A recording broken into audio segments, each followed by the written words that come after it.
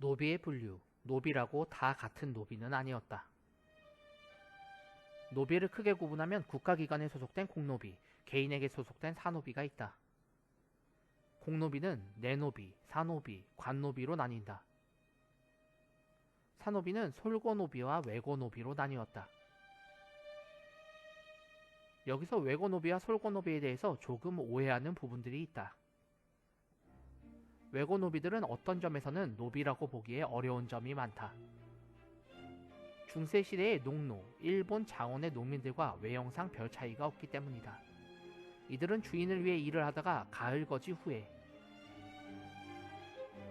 일정량의 쌀, 무명 따위를 바치기만 하면 별로 간섭받지 않고 살았다. 한편 솔고노비들의 경우는 주인 집에서 함께 살던 노비만을 지칭하는 것으로 이해하는데, 조선시대의 수많은 노비들을 모두 한데 데리고 살 만큼 큰 집을 가졌던 양반들은 그리 많지 않았다. 대개 주인 집에서 멀지 않은 곳에 초가삼간을 짓고 사는 솔거노비들이 많았다. 이들의 집이라고 해봐야 방 한 칸이 전부였으니 이런 집을 일컬어 호지집, 가람집 등으로 불렸다. 죄를 크게 지면 식구들 모두가 노비가 됐다. 동아시아에서 노비는 애초에 전쟁 포로나 범죄자에서 비롯되었다. 경국대전에서도 노비에 관한 조항은 민법이 아니라 형법 파트에 올라와 있다. 특히 대역죄를 지으면 조선시대 특유의 연좌죄로 삼족이 모두 종으로 내쳐지는 경우가 많았다. 세조 때 단종 복위운동을 하다가 붙잡힌 사육신들은 모두 능지처참이 되어 처참한 죽임을 당했는데, 이 중에 박팽년은 국문 중에 죽었음에도 죽은 시신을 가지고 사지를 5등분으로 찢었고, 그들의 식솔들 중 남자는 모두 교수형을 집행했고 여자들은 모두 관노비로 내쳐졌는데, 이때 박팽년의 며느리는 임신을 한 상태였다. 이에 세조는 이렇게 명령을 내렸다. 사내의 아이가 태어나면 죽이고 계집 아이가 태어나면 관노로 내쳐라. 그러자 전전긍긍하던 박팽년의 며느리에게 한 여종이 제안을 했다. 마침 그녀도 같은 시기에 임신을 하고 있는 상태였다.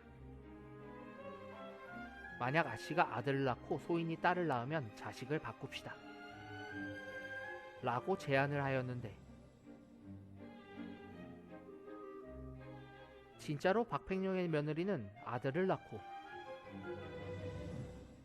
여종은 딸을 낳아 자식을 서로 바꾸게 됐다.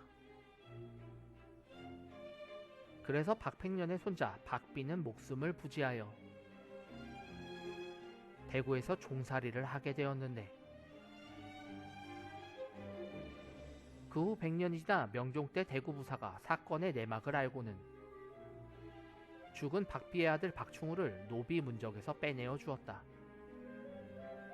그리고 이 사건은 조정에도 알려지게 되어 박충우는 관직까지 제수받게 되었다. 이 드라마틱한 사건의 스토리는 드라마 마이의 모티브가 되기도 했다. 하지만 박팽년의 증손자는 해피엔딩의 사례였고, 이런 스토리도 있었다. 예종 때 권신 유자광은 뚜렷한 증거도 없이 나라의 공신이었던 강순을 영모로 몰아세웠다.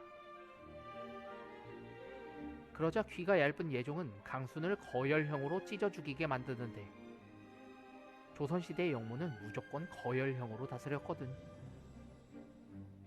이때 강순의 아내 중비는 이 일을 꾸민 유자광의 종으로 내쳐지게 된다.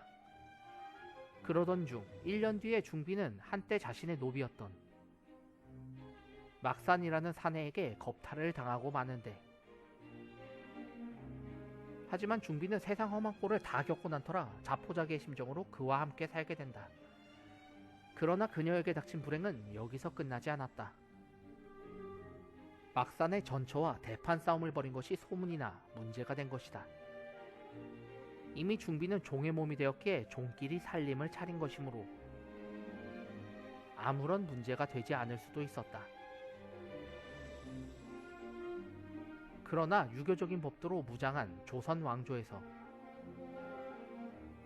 옛 상전과 종이 살을 섞고 사는 것은 그냥 지나칠 수만은 없는 일이었다. 결국 둘 사이의 관계는 종이 안주인을 가늠한 것으로 해석되어 중비와 막사는 모두 참수형을 당하고 만다.